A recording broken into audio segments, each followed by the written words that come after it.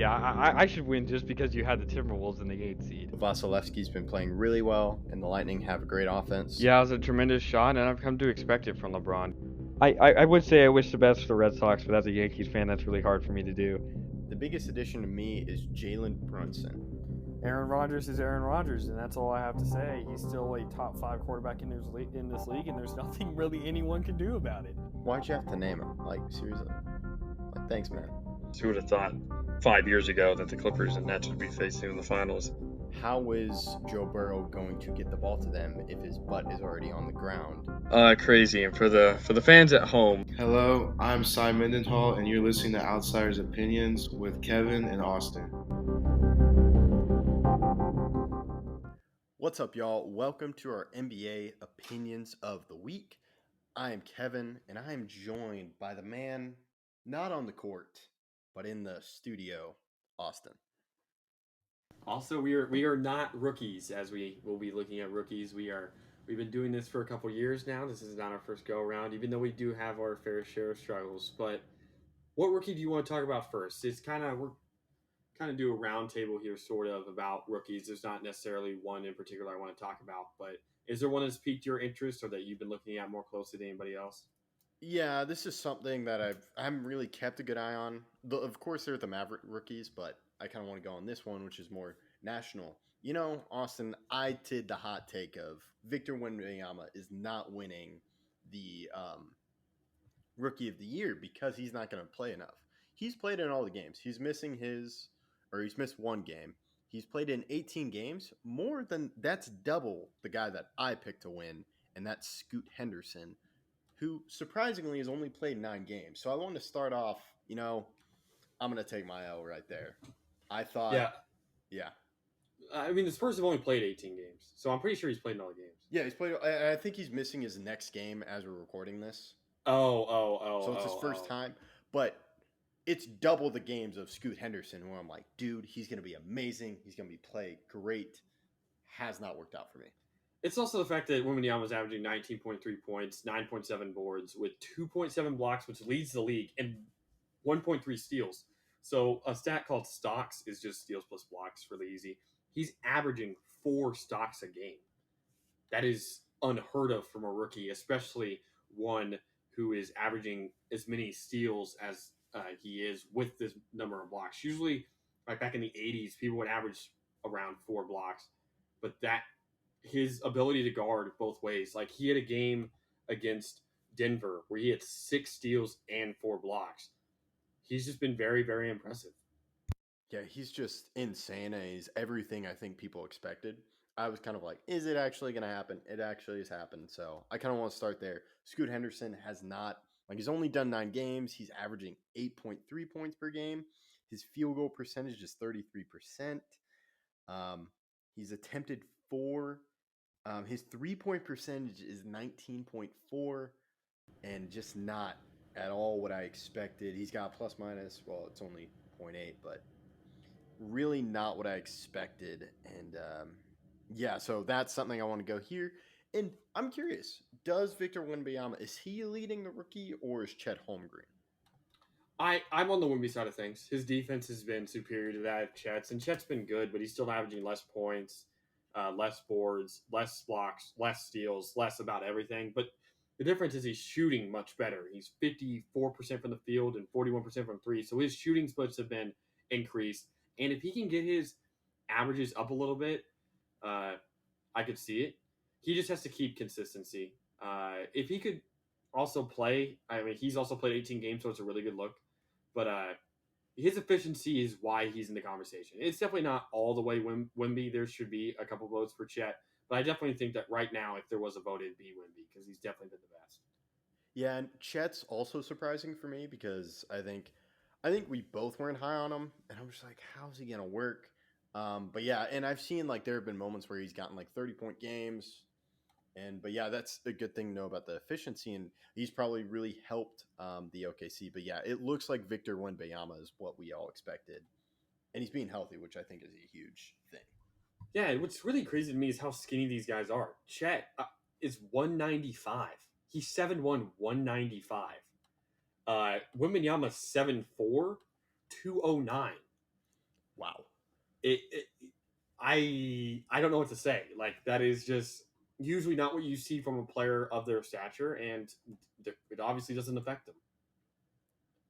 Yeah, and this kind of goes into, it's only been 4 minutes, but I'm bringing up Derek Lively. I thought was going to take more time. He's done well for the Mavericks, been huge. You can tell when he was injured, which I thought was going to be longer.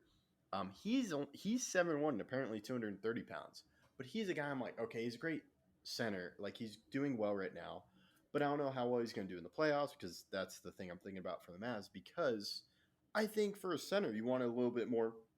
You want more of a body. You want to be thick, because I'm thinking about these, like Derek Lively going against Joel Embiid, going against Jokic, and them just bodying him and really pushing him around. But I think you can make the same argument for Chet and Victor Wembanyama. These are all young guys, so I think do you expect them to put some weight on? I think at some point in their career they will, but right now it's obviously not affecting them. And the weight, I think, will eventually come because you need it to play in the post for long term, and also helps against injuries. But the way they're playing has been remarkable. Rookie, I want to talk about Bilal Coulibaly. He was the Wizards' first pick. He's been amazing. 49.5% from the field, 43.5% from three. He's shooting poor from free throw, but that doesn't really matter, especially when he has 1.7 stocks, 0.9 steals, 0.8 blocks, 8 points a game, and 26 minutes per game. And while the Wizards have been horrible this year, he's been a bright spot. Yeah, I think I've been hearing about Billy Coulibaly, and they're like, let him like develop. That may have been something I've seen, but that's good. I know he was. Yeah, that was a big trade. And another guy I want to talk about is Jaime Jaquez Jr. I think we were both high on him. We're like, this could be a sneaky guy here, like him with Miami. And I know it seems like he's starting to get hot. I'm just looking at, he's fifth in points in the rookie rankings. And it seems like he's done really well. And that's something I think the Heat really needed, because we talked about what they've been through the past few years and the players they've lost. So to hit on a guy who's older, and it seems like he's contributing now. Yeah, and Jaime Jaquez spent a lot of time at UCLA, and he turns 23 during the season in February, but averaging 12 points a game on good splits on a playoff contender with Miami. He's been there, and played good. They've missed some games from key guys like Caleb Martin, or Kevin Love's missed some games. Jimmy's missed a fair share of games. Tyler Hero's been out for some time, but he's filled in and been an important part of that team. And that's huge when it comes to the end of the year and playoff seeding. Yeah. So that's something. And those are kind of rookies I thought about. It looks like I'm looking at this. Brandon Miller has 14.4 points, but I think compared to Victor Wembanyama and Holmgren, those are some really good teams, and the Hornets have just not done well. Yeah, one more guy I want to mention, or I may mention two actually, but Keontae George has been an impressive passer. He was obviously out of Baylor. He's shooting horribly from the field with Utah this year, but as a starter, he's averaging a fair amount of assists, and his ability to pass the ball is definitely something that I'm looking into a fair amount. They obviously don't really care about winning at the moment. He shot 4 for 19 in his last game, did not necessarily pass the ball well either, but I am excited to see him. He's averaging almost 5 assists per game, and as a starter, he's averaging obviously more than that. And he doesn't have that many turnovers, only 2.1 turnovers for the 5 assists, and that's a good ratio for a rookie. So his passing ability is there, and he's good at passing the ball, but everything else has really struggled. But usually, if you have that good intelligence passing the ball, it can help develop into other factors of his game. So I'm excited for him. Is there any other rookies you want to mention? No, I will just say I thought Omax would be playing more.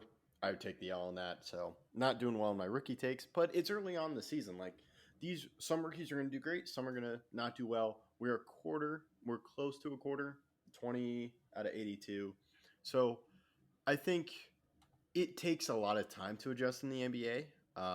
It's kind of shocking to see these guys like Victor Wembanyama, and like you expect it, but I think with some other guys, you kind of want them to take their time, and they'll learn from it, like you talked about with Keontae George. Yeah, well, the last guy I wanted to mention is Azar Thompson. Azar Thompson's probably top 5 in Rookie of the Year voting. He's averaging 11 points, 9.2 boards, 1.1 steals, 1.5 blocks. His again shooting splits are not great. 46.5% from the field, which is okay. But the one thing is the 3-point percentage being 14.3% on 2 attempts per game is bad. His free throw percentage is below 70, which you don't want. But he's been a force on the defensive end. And even though the Pistons have been horrible this year and they've they've lost 16 games straight. We even talked about it. The Pistons did not win a game in November. Yep. They went the Rangers 0. did. What? The Rangers did. The Rangers did. They did. Did you send me that? No. That's somebody else sent me that. I think another friend sent yeah. that to me, and that was funny. That was good. That got me laughing. I can't believe. I did get comped to the Detroit Pistons in a fantasy basketball league because I have not checked my. I've been terrible. I haven't checked my